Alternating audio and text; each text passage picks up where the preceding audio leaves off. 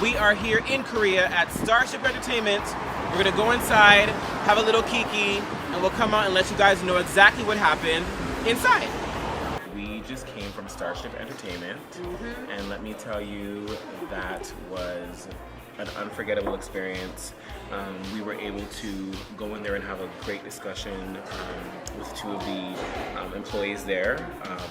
One took us down to meet some of the idol trainees. So we were able to meet basically these future stars, say hi to them, meet them, and then we actually got to go in to their rehearsal space, and we kind of did like a little performance trade-off, and we got to see them perform, and our minds are blown. The talent is mind-blowing. Like, I can't wait for you guys to see these idols when they debut. It is just, it's out of this world. What I also found mind-blowing was when they took us downstairs, we kind of got an inside look at what the typical day of someone, a wanting idol is. I mean, these kids, I mean, studies is very important for them, and it has to be. But after school, they come and they learn, Korean, they sing, they dance, they have their classroom studio spaces ready. All these things are basically ready for them to nurture these people into stars and idols. And it was the determination they need, the drive, the work ethic, it just blows my mind. We were amazed because they're pretty young. Like Zach said, they're coming straight from school. So they're still school age, they're pretty young. A lot of them told us they've only been here for like a few months, like 3 months, 6 months, something like that. 1 week. One was here for a couple years actually. Yeah, Was he 3 years. One 3 was years. here for 3 years. One guy was like 1 week. I was like, damn. Yeah, so they haven't been training very long. It's still really recent for them that they've been training. They're so young, but they're so talented. So it's like already they're starting off at such a high level. By the time they debut, they're gonna be insane. And they're from all over. Like one was from LA, a couple of them were from Hong Kong, yeah, there were China. a few of them, a bunch of them from I was just absolutely blown away by what I saw, and they were so humble. Like they're so. Zach mentioned that earlier. Like the humility that from these people. Like they're so incredibly talented, but they're supportive of each other. And it was such.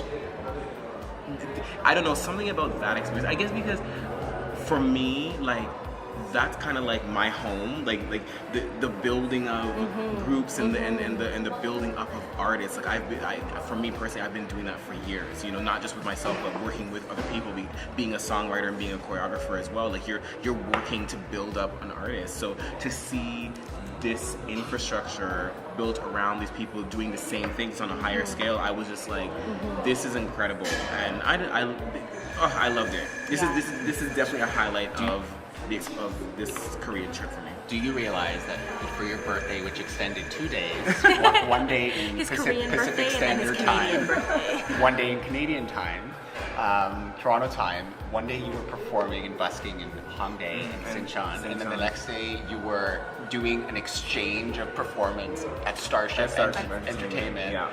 That's a big deal. So cool. That's a big deal. You were there too.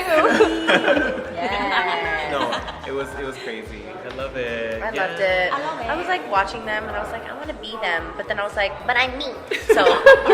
No, and we performed Glad to Meet You and Born This Way, and they were jamming out to Glad to Meet You. They were bouncing in their chairs, and they were watching like us. Like we opened our mouths, and they were like, oh, and I was like, yeah. I'm so happy they liked it. That was a lot of fun. I'm so glad that we were, and this is the first week of our trip, and we were in Starship Entertainment.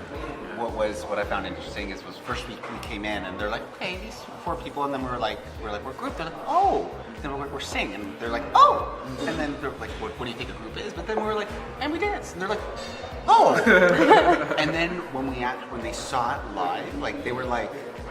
Because I don't think because he, a lot of people can say we're a group. Yeah, but then until you see it. Well, what I really mean is, well, number one, like rIVerse is rIVerse, and like there's nothing like us. But I think especially in the K-pop worlds, it's just you just don't see us, right?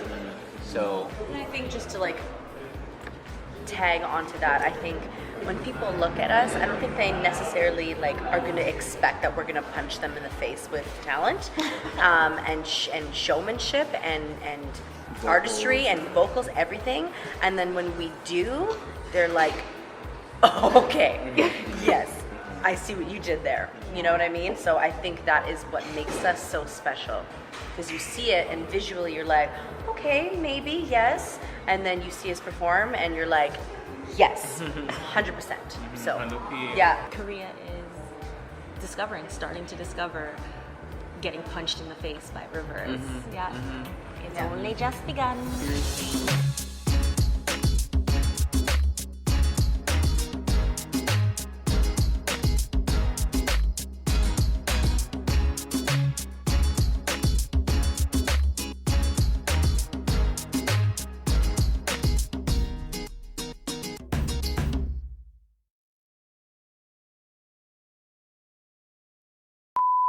Thank you so much for watching the rIVerse Live channel. If you want to see more of this content, make sure you like, comment, and subscribe down below. You can also follow us on social media at rIVerse Live. That's rIVerse Live.